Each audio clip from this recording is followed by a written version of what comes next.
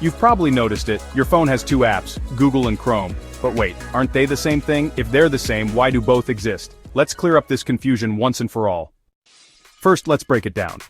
Google is a search engine, it helps you find information on the internet. Chrome, on the other hand, is a web browser. It's what you use to visit websites, including Google. Think of it this way. Google is like a library, where you search for books. Chrome is like the door that takes you inside. So, what does the Google app do? It's a direct way to access Google Search, Google Lens, Discover Feed, and even voice search. It's like having a personal assistant for quick answers without needing to open a browser. Chrome, on the other hand, is a web browser. It lets you open multiple tabs, visit different websites, and even use bookmarks. It also offers extra features like password saving, incognito mode, and syncing across devices. So, which one should you use? If you just want quick searches, use the Google app.